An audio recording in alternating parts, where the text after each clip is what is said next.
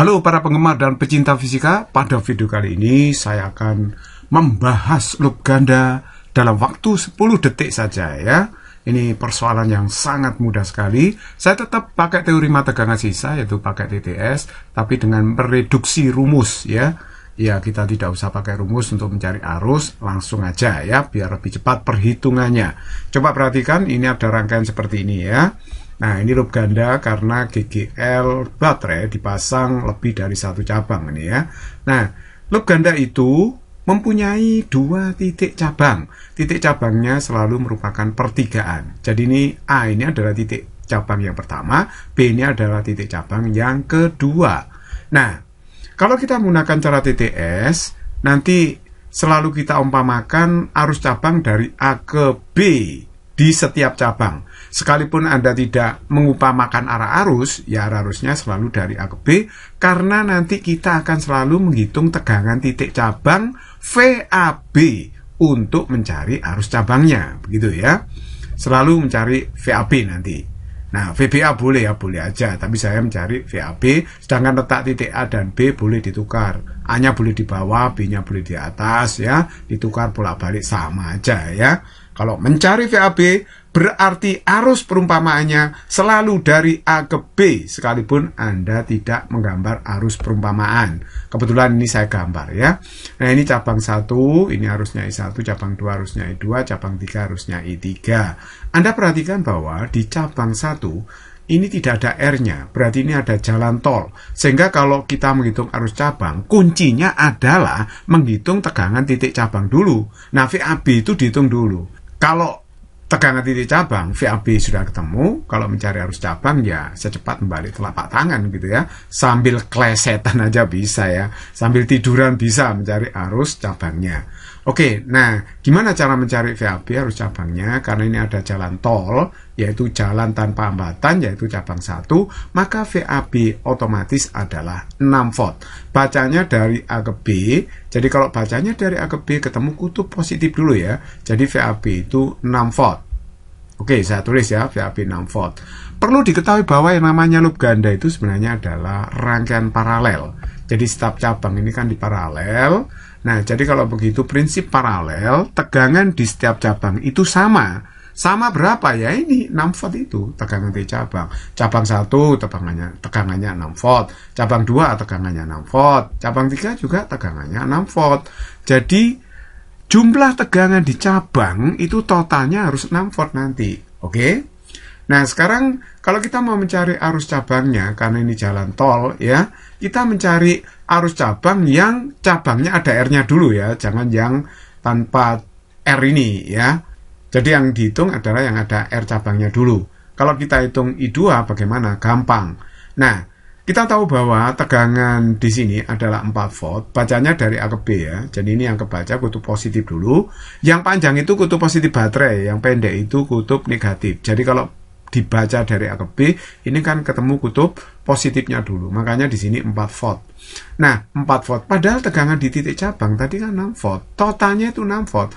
Berarti sisanya ada di mana? Ada di 2 ohm. Jadi 2 ohm itu 2 volt. Karena 2 volt ditambah 4 volt berapa? Kan 6 volt. Ya. Jadi 2 volt itu namanya tegangan sisanya. Jadi kalau begitu, jika mencari arus I2 itu sangat mudah, yaitu tegangan dibagi dengan hambatan. Tegangannya 2, hambatannya 2. 2 bagi 2, 1. Selesai. Cuma begitu. Nah, arah arusnya dari A ke B, karena I2 ini bernilai positif.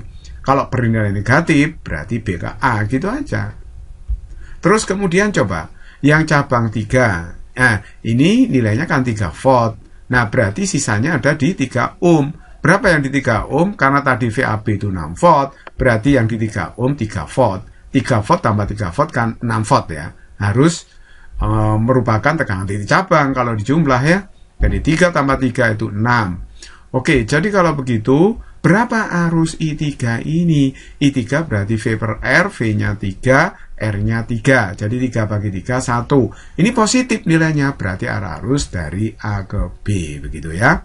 Oke, untuk mencari arus yang tanpa ada R-nya di situ, Nah ya jangan pakai ini, kita pakai hukum satu Kirchhoff. Jumlah arus yang masuk ke titik cabang A harus sama dengan yang keluar, atau jumlah arus yang masuk ke titik cabang B harus sama dengan keluar. Yang masuk ke titik cabang B semuanya masuk, dijumlahkan. Yang keluar dari B kan nggak ada, 0. Jadi ini bukan rumus ngarang, ini dari hukum satu Kirchhoff ya. Jadi I1 kita bisa cari sangat mudah sekali, karena I2-nya 1 ampere, I3-nya itu 1 ampere sudah ketemu. Berarti I1-nya min 2 ampere. Tanda min ini menunjukkan bahwa arus berarah dari B ke A ya, B ke A. Oke, seperti itu. Sangat simpel sekali. Nomor 2. Nah, nomor 2 ini juga rangkaiannya tidak lengkap. Cabang 3 ini hanya ada GGL, berarti ada jalan tol. Kalau kita mencari VAB, berarti ya 5 volt ini ya. Jadi 5 volt. Nah, dari A ke B kita lewat jalan tol ini, 5, nggak ada hambatannya di sini. Langsung VAB adalah 5 volt. Jadi, tegangan di setiap cabang itu harus 5 volt kalau dijumlahkan. Jadi, lihatlah, cabang 1 ini 4 volt, ya kan, dibaca dari A ke B, kemudian sisanya berada di 2 ohm. Karena 4 tambah 1 volt, ini kan 5 volt, sisa 1 volt, ya. Jadi, kalau begitu, arusnya berapa ya? 1 dibagi 2, setengah ampere. Selesai. Kemudian yang cabang 2, I2-nya berapa? Gampang. Dibaca dari A ke B, ini bacanya min 2 volt. Kenapa? Karena minnya dulu yang ketemu ini. Anda berjalan dari A ke B, bukan B ke A. Karena ini perhitungannya pakai VAB ya. Nah, kalau ini min 2 volt, maka yang di 7 ohm itu 7 volt. Karena 7 volt ditambah min 2 volt, itu kan 5 volt. Jadi jumlahnya harus 5 volt, gitu ya. Nah, kalau mencari I2 itu sangat mudah sekali, berarti langsung 7 bagi 7, 1 ampere. Kalau mencari I3-nya, yang tidak ada hambatannya, gampang, dijumlahkan seluruh arusnya. Harus 0 kan?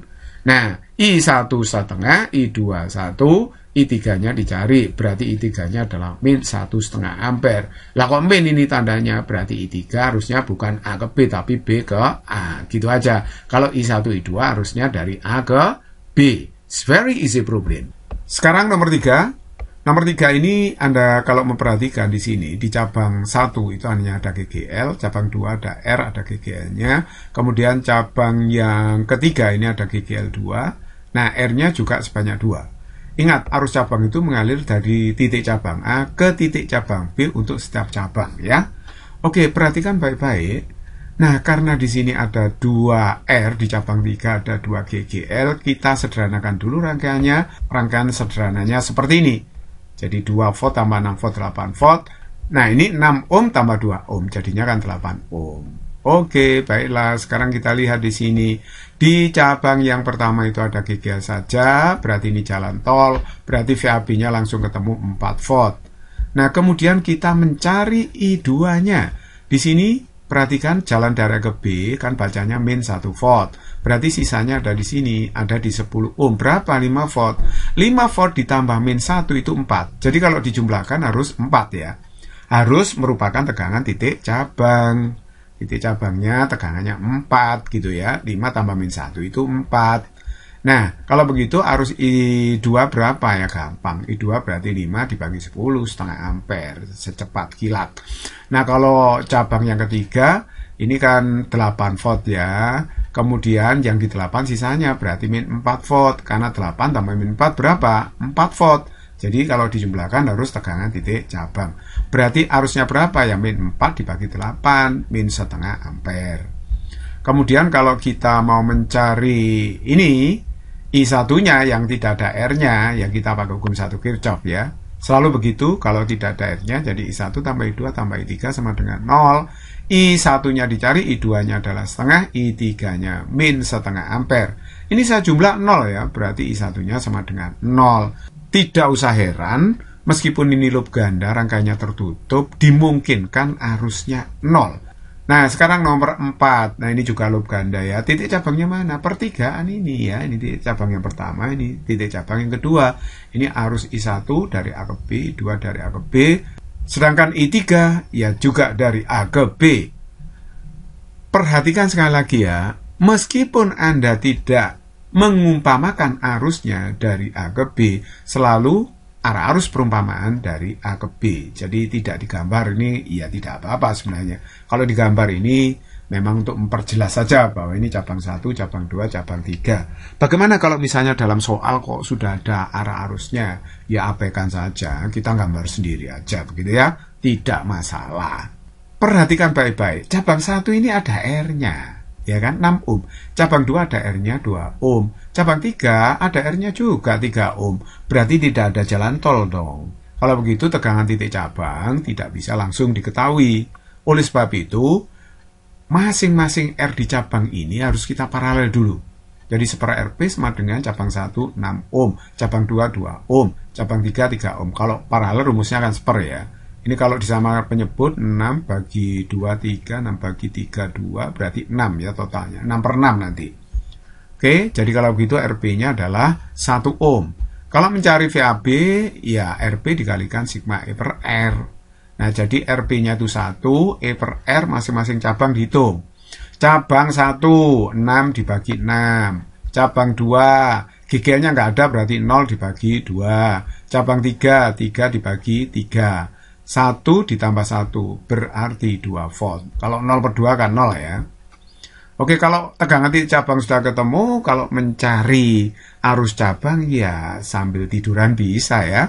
Misalnya kalau kita mencari I1, di sini kan 6 volt bacanya, dari A ke B ya, positif 6 volt, sisanya berarti ada di 6 volt sini, min 4. Nah, 6 ditambah min 4 berapa? Kan 2 volt, jadi tegangan kalau di cabang dijumlahkan, itu harus sama dengan tegangan titik cabang. 6 ditambah min 4, itu kan 2 volt, begitu ya, harus 2 volt. Semua di cabang harus 2 volt kalau dijumlahkan, oke? Jadi kalau begitu, jika bertanya I1 sangat mudah, yaitu min 4 dibagi 6, berarti min 2/3 ampere. Nah, terus kemudian untuk cabang 2, ini perhatikan, di cabang 2 itu nggak ada GGL-nya, berarti tegangannya utuh 2 volt. Tegangan pada 2 ohm, ya VAB itu, VAB-nya adalah 2 volt tadi ya. Jadi kalau begitu, I2-nya ya 2 dibagi 2, 1 ampere. Ini positif, berarti arus I2 itu dari A ke B. Kalau I1 dari B ke A, gitu ya. Oke, terus kemudian yang ini 3 volt bacanya, berarti sisanya ada di 3 ohm. Nah, 3 ditambah berapa? Ada 2. Tentu saja yang di 3 ohm ini adalah min 1 volt. Perhatikan ya, min 1 volt tambah 3 berapa? Kan 2. Jadi jumlahnya harus 2 semua di setiap cabang, ya. Oke, jadi kalau begitu I3-nya berapa? Berarti I3-nya ya ini min 1 volt dibagi 3 ohm, min 1 bagi 3 min 1/3 ampere. Bagaimana cara kita mengontrol bahwa I1, I2, I3 itu jawaban yang benar? Ya kita jumlahkan aja ini kontrolnya. Kalau I1 Anda tambahkan I2 tambah I3 0, berarti jawaban Anda benar. Coba jumlahkan ayo. I1 berapa? Min 2/3, I2 1, I3 min 1/3. Coba ini min 1/3 ditambah min 2/3 kan min 1 ditambah 1, 0. Jadi jawaban Anda benar. Jadi kontrolnya seperti ini. Ternyata sangat mudah ya menyelesaikan loop ganda. Hanya 10 detik bisa. Nah, saya berharap Anda tidak menggunakan cara ini. Kalau guru di sekolahan tidak mengajarkan ini ya, tidak mengajarkan cara ini, pasti nanti Anda akan disalahkan, ya kan? Jadi cara ini saya sarankan hanya digunakan untuk menyelesaikan soal-soal loop ganda pada pilihan ganda sederhana A, B, C, D, E itu ya. Oke, semoga bermanfaat. Physics is very easy and fun.